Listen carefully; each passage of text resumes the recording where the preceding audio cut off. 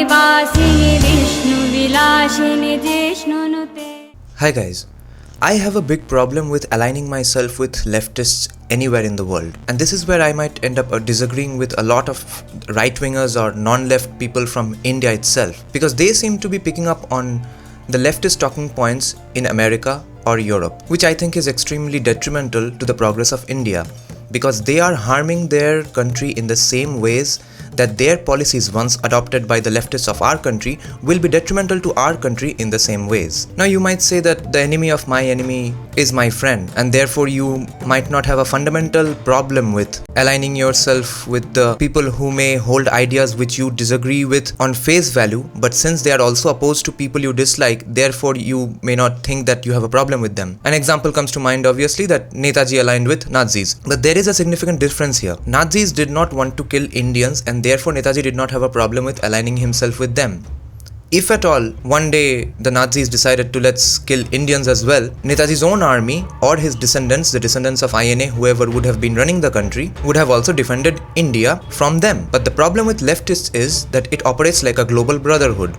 So any policy that white liberals today in California come up with, and regardless of whether that idea works even in California itself or not, 6 to 7 months later, Indian leftists everywhere, in every college room, university, social media and Netflix consumer leftists of India will pick up on those ideas and want to or ask to apply those same ideas all across India as it is. And the three most fundamental disagreements I have with the Indian right-wingers who align themselves with American left-wingers is gun violence in America, whether America has actually a poorer class or one that I claim to be is way better off than Indian poor people, and healthcare. Now on healthcare, I will agree that America probably has the worst of all worlds.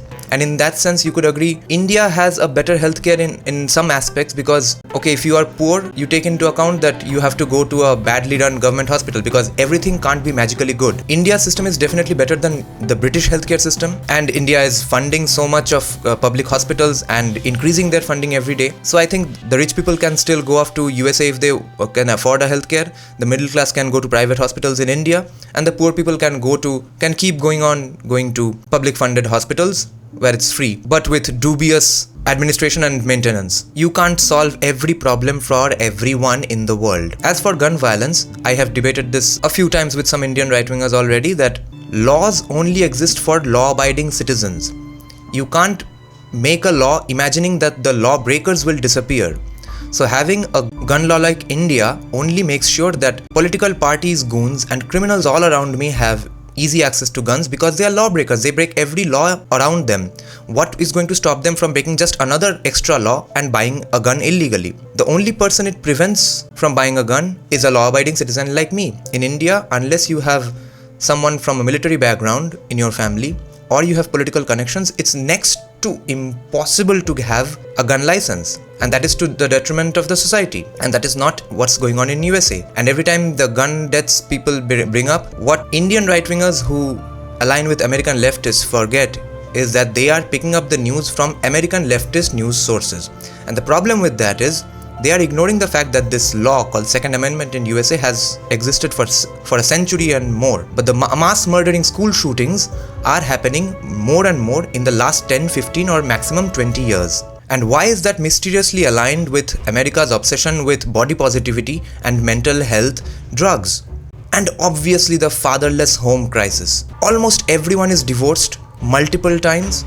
No one has a strong father figure to teach them, guide them in life, not even a mother figure. And then they are depressed, sitting around all day, playing video games, having chips and all kinds of junk food. They don't go around and play because they've never been introduced to sports. That's the kids who are doing these things I'm talking about. Then there's the mental health issues of the old people as well, who get recommended strong, potent drugs for each and everything, and that creates 50 side effects. Then you have 50 more medicines for those 50 drugs. That's how American pharmaceutical industry works, and that's a side effect of capitalism that the haters of capitalism don't seem to want to talk about. In this video today, we will specifically get into the homelessness problem. Indian right-wingers who get their news from American leftist sources often claim that no, American poor is not better off than the Indian poor, because they also have homeless people, and homeless people are leading a bad life no matter what country they are, obviously. But my claim always has been that the American lower middle class, the American lower class has a bad car, a bad AC, a bad home, a bad fridge, a bad heater, etc. Whereas the Indian poor is dirt poor, and that's because our socialist economic policies as opposed to USA's more free market policies. But when the issue of homelessness is brought up by Indian right-wingers, I have to always point them that it's not a poverty issue, it's a mental health issue. And today I will bring you an example from Anna Kasparian. She is the co-host of a very far-left YouTube channel called The Young Turks. They are the biggest left-wing YouTube channel in the world, and she sits down with Ben Shapiro, who is an American right-wing political commentator, and both of them discuss homelessness, especially in California and LA, and how that is directly associated with mental health, nothing else. And a funny story about Anna Kasparian, she co-hosts this show with Cenk Uyghur, an atheist Muslim of Turkish descent, and he was a long time denier of Armenian genocide done by the Ottoman Empire against the Armenian Christians. About 15 lakh Armenian Christians were killed off, and Anna Kasparian herself is a descendant of Armenian Christians. So it was hilarious because Cenk realized it way later after creating the show, and then he said, "Oh, I never knew this. I was brought up with false information." That's so mysterious that he was brought up with that false information that the Ottoman Empire never did any bad things to anyone. So anyway, that Anna Kasparian sat down with Ben Shapiro today. So this is Ben Shapiro, and a disclaimer that I don't agree with everything on Ben Shapiro as well, because there's probably no person in the world with whom you can agree on everything. Ben Shapiro has himself made the same mistake. He has criticized some Indian policies, as far as I can remember, picking up from New York Times. The same New York Times he always critiques or criticizes. And he has a declared position against idolatry. He hates idols. It's a direct quote from him. But also, I can point out to you where he says too much sympathy leads to conversions and forced conversions. He is against that as well, so remember that.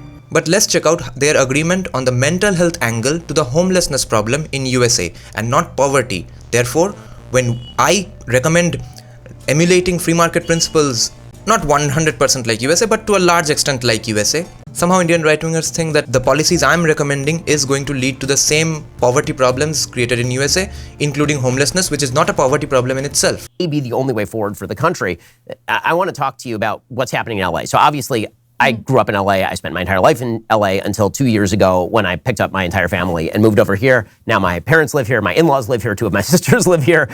Ben Shapiro is saying how he has picked up his entire family from LA, Los Angeles in California, which is a far left commie-run government state, and he has moved to Florida, a right-wing state, where the governor Ron DeSantis is, I think, going to become the president of the United States in 2024. Been a mad rush to Florida, particularly by people who are sort of the red state mentality, but I don't think it's purely... And another problem you must know about following American left-wing channels as an Indian right-winger is that you will get all sorts of crap news, obviously, but also you'll never get that the non-white support for Republicans or the Ron DeSantis and the Donald Trump party is increasing every day. Ron DeSantis in Florida wins on the backs of Latino votes, Cuban American votes, and this time he won a county called Dade County, which has never voted Republican for about 30 years. Even they voted for Ron DeSantis because they are so happy with the way Ron DeSantis runs their state, and they are so unhappy with Democrat-run states. Democrats from all over the country are running off to Florida. About, like, I needed to be in a conservative area. Again, I'd lived my entire life only in blue areas, whether it was Los Angeles or Cambridge, Massachusetts when I was in law school. And so the thing that drove me out of California is I think one of the things that you've been picking up on, and getting a lot of flack from your own side for picking up on, and that is that LA has just become a trash heap. I mean, it's been governed awfully. Forget about who's governing it. Right. The policies that have been used to govern it are just terrible. You have an increase in crime. Homelessness has taken over the streets. And when I was living there, I mean, I've pretty famously talked about this. And it was the kind of place where I had a very nice house in a pretty decent neighborhood, and we had a gate in the front. And This evolution that he's talking about is when California used to be good, it stopped being good, it's going on becoming worse and worse and worse, for the exact same policies that Indian leftist Congress Nehruvian vision has done to India. Those same things are being applied in California today, and they are failing. We would open the gate and there would be a homeless person face down in the gutter, Edgar Allan Poe style, or there would be a guy outside the house shooting heroin into his foot. And I've got like a 5-year-old. And this sort of stuff has become incredibly common in LA. This is the same reason Joe Rogan left California for Texas after he got a $200 million deal from Spotify for running the biggest podcast in the history of mankind for about, I think a 4-year or 5-year deal. He left California for this very reason. California lost out on all those taxes. Elon Musk left California. That's the same with any commie-run country in the world or commie-run state in West Bengal. I mean, state in India. Can you notice that? Noticed it, and you've been getting all sorts of flack for it. Right, because when there are problems and now she'll talk about something horrifying that happened to her in the streets of LA. In society, we need solutions, and you can't find solutions unless you acknowledge what the problem is and then properly diagnose it. So my biggest issue right now, at least with the way the left has handled the discussion on homelessness in places like Los Angeles, is there's this housing first mentality where leftists just recommend that just artificially give them a house to live in and the problem will go away. As if no more people will become homeless just because some previously homeless people got a house to live in. Oh, everything would be fine as long as we put everyone in housing. And that's a problem because the American homelessness problem is completely different from the Indian homelessness problem. Indian homelessness problem happens because the urban area is already poor. The villages are far more poorer. They have to come to the cities to get a job any way they can. And then they end up living in the footpath. That's not what goes on in USA. So don't use the American homelessness problem to argue against capitalism in India. Important component to this. There is a housing crisis. There's a lack of inventory. I think we all know that. We do need to build more housing. But at the same time, treating the homeless population as if it's a monolith has been a complete failure. There is a huge mental health crisis happening in this country. So people with severe mental health issues are just left to die on the streets. And in some cases, because they are experiencing an episode, they could carry out some sort of act of violence and assault someone. And it's a dangerous situation for everyone, okay? The people who are just trying to go about their day and the person who is left on the streets battling with this untreated mental health issue. There are people who are obviously struggling with drug addiction, and you look at the number of overdose deaths and it has skyrocketed. The approach that we have... Do you think any of this happens with the Indian homeless people? Ever? It is clearly not working. More people are dying. And I get so much flack for saying this. I want an actual solution. It is insanely cruel to watch people die on our streets and then give yourself a pat on the back because you think you did something compassionate. That is not compassionate. And that solution is not making America less capitalist or less free market or making America more socialist. That's not what's working in California. And therefore, at this point, cannot be argued to argue against capitalism in India. Insanity right now, where let's say we're talking about the same person struggling with a severe mental health issue, they're living on the streets, asking them if they are willing to take the housing that's offered to them. But someone who has a severe mental health issue, I know the left would argue if they engaged in some sort of sexual act with someone, the person who engaged in that act with that person with the mental health issue took advantage because that person with a severe mental health issue does not have the ability to consent. But somehow we're just going to take their word at face value when it comes to housing. No, we need to get that person help. They need help. And I don't care how vicious people think I am for saying that. It's just common sense. It really is. And denying that the problem exists is the other part of this, right? Denying that there was definitely an increase in crime in big cities drives me crazy. I was assaulted in my own neighborhood. I shared the story. I was shocked at the kind of reaction I got from people who I typically agree with politically.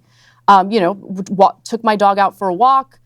2 guys who were clearly on something. They appeared to be homeless, were walking by me or behind me as I was bending over to pick up my dog's mess. One of the guys grabbed me by the hips and started thrusting at me with an erection. And I know that I wasn't raped. I get it. But at the same time, that's not the standard. Something like that for a woman who does not have the ability to defend herself in that moment. I had no weapon, no nothing. I have to think about that at least twice a day when I take my dog out for a walk. It is traumatizing. Yes, I've gone to therapy about it. I'm working through it. But that's not your personal problem. But that's because you were assaulted. Yes. What's making it worse, though, is that I'm the bad guy for sharing this story and saying, hey, we can't just let this kind of stuff happen. We need to find real solutions for it. It's utter insanity And that real solution is solving the mental health crisis, not preventing capitalism from flourishing and creating more poor people in the end. Jaya Jaya